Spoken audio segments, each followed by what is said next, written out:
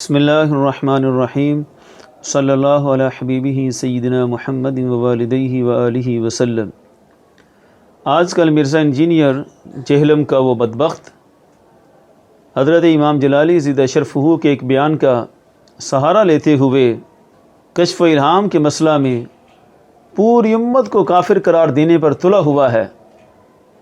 یہ ایسا بدبخت انسان ہے کہ اس کو اسلام کی بنیادی ٹرمنالوجی کا بھی علم نہیں ہے۔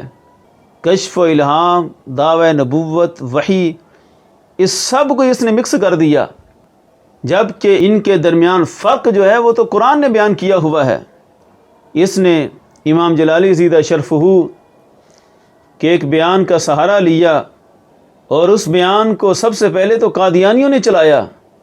وہ بیان کیا تھا یہ بھی آپ سن سکتے ہیں۔ پھر اس پر قادیانیوں کے تبصرے آئے۔ وہ حسن بصری رضی اللہ تعالیٰ عنہ سے لے کر تمام اولیاء کرام تک قادیانیوں نے کفر کے فتوے صادر کر دیے، اور اسی بیان کو اٹھا کر پھر اس نے اپنے چینلوں سے وائرل کیا۔ پھر اس کے بعد مسلسل اس کی طرف سے اب دعوے آتے رہے کہ کشف و الہام یہ دعوی نبوت ہے، اور طرح طرح سے یہ چیلنج کرتا رہا۔ آج پھر اس نے امام جلالی زیدہ شرفہ کو جواب دینے کی کوشش کرتے ہوئے اپنے آفیشیل چینل سے کشف و الہام کے مسئلہ میں ایک بیان جاری کیا، اور اس میں بار بار ہمیں چیلنج دیا کہ ٹائم قیامت تک ان کے جواب دے دیں۔ جواب ان کا کیا؟ میں جب جواب دوں گا تو تیرے بیان کے اندر ہی اس کا جواب موجود ہے۔ ہم نے کیا جواب دینا ہے؟ وہ سارا بیان ہی تضادات کا مجموعہ، تو خود ہی اپنا جواب ہے۔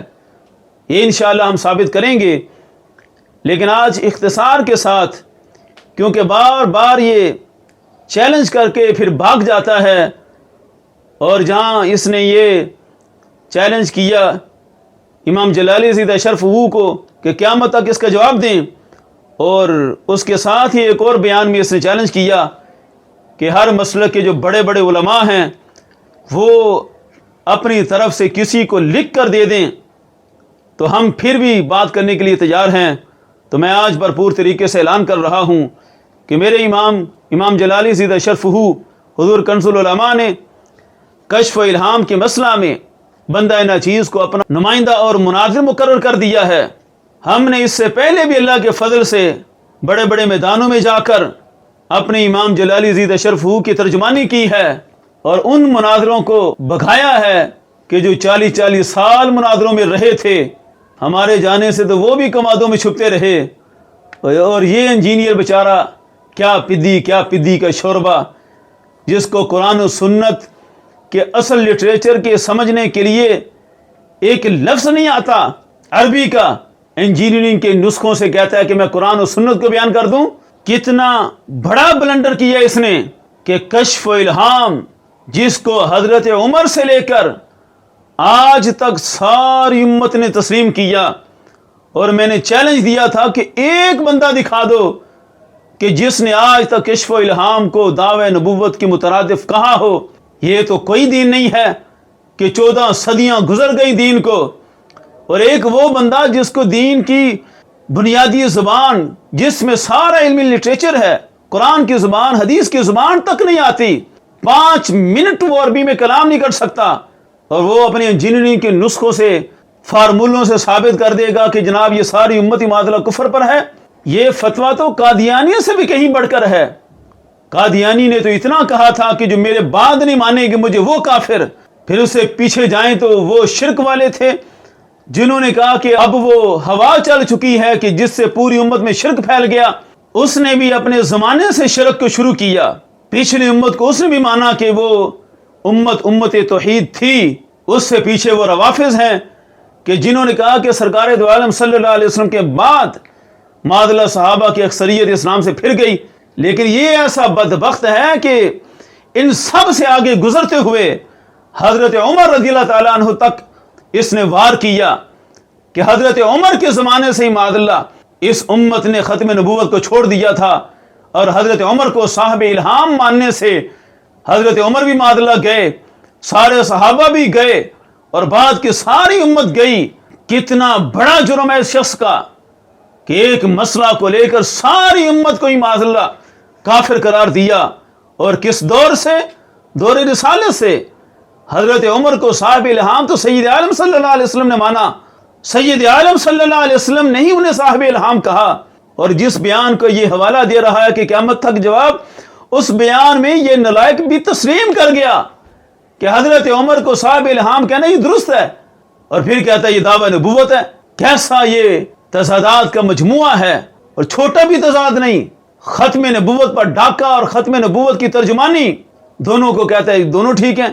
خیر اس کے بڑے جواب ہیں، لیکن اختصار کے ساتھ چونکہ اس نے ہمیں بار بار چیلنج کیا، پہلے بھی ختم نبوت کے مسئلہ میں اس نے ہمیں چیلنج کیا کہ بریلویو تم کس منہ سے ختم نبوت کا نام لیتے ہو۔ اس وقت بھی قبلہ امام جلالی سیدہ شرف ہو کی تصویر لگائی اس نے، ہمارے ایک بیان کا اس نے رد کیا، پھر اس کے بعد اس نے آن لائن مناظرے کا چیلنج دیا، اس میں بھی امام جلالی سیدہ شرف ہو کی تصویر لگائی۔ پھر ایک بیان میں اس نے کہا کہ ہاں میں ڈاکٹر اشرف آصف جلالی کا جواب دیتا ہوں چونکہ یہ اہل سنت کے ایک معتبر عالم ہیں۔ اس وقت بھی اس نے نام لے کر کہا میں تیار ہوں ان کے جواب دینے کے لیے، اور آج تم نے کہا ہے کہ جتنے بھی مجھ سے بات کرنا چاہتے ہیں اپنے بڑوں سے لکھوا کر لے آئیں تو میں بات کرنے کے لیے تیار ہوں۔ تو آج میں اس کو کھلے دل سے چیلنج کرتا ہوں کہ اب یہ بات کرنے کے لیے تیار ہو۔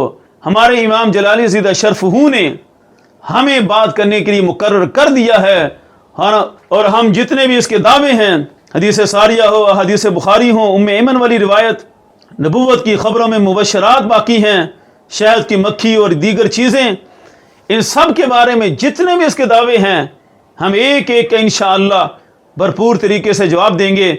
لیکن اب یہ جواب سننے کے لیے بھی تیار ہو، ادھر ادھر بھاگے نہ، کیونکہ پہلے بھی اس نے ایک بیان جب جاری کیا اس میں پھر اس نے امام جلالی سیدہ شرف ہو کا آدھا بیان لگا کر پھر بھاگ گیا، اور انتہائی خیانت کے ساتھ صرف اپنے مطلب کی بات لی اور اس سے آگے بات نہ چلائی۔ اب ایسے نہیں چلے گا، اب وہ اعلان کرے کہ آن لائن مناظرہ ہوگا تو کب ہوگا، کیا طریقہ کار ہوگا، کس فورم پر کرنا چاہتا ہے۔ اب میدان میں رہ کر ہمت دکھا کر اب سامنے آئے، ہم انتظار کریں گے کہ کب یہ آن لائن مجدد بننے کا دعوے دار آن لائن سامنے آنے کے لیے اپنے آپ کو پیش کرتا ہے، یہ اعلان کرے، پھر پتہ چلے گا اس کی علمی حیثیت کا، اس کی جرت کا، اس کی بہادری کا۔ ہم انتظار رہے گا، ہم اس کی ساری باتوں کا جواب دینے کے لیے تیار ہیں، لیکن ڈیبیٹ اب جو ہے وہ مسلسل ہوگی۔ ایک دعویٰ اس کا ہوگا، ہم جواب دیں گے، پھر ہم پوچھیں گے، یہ جواب دے گا۔ کسی بات کو کاٹ کر سیاق و سباق سے لگانا، یہ سلسلہ اب ختم ہونا چاہیے، اور حقیقی معنی میں حقیقت کو واضح کرنے کے لیے جب ڈیبیٹ ہوگی تو پھر انشاءاللہ حق واضح ہو جائے گا۔ ہمیں انتظار رہے گا کہ جلد از جلد اپنا لائحہ عمل پیش کرے، پھر ہم اس کے سامنے آنے کے لیے ہر طرح سے تیار ہیں۔ تاجدار ختم نبوت زندہ باد، زندہ باد، تاجدار ختم معصومیت زندہ باد، زندہ باد۔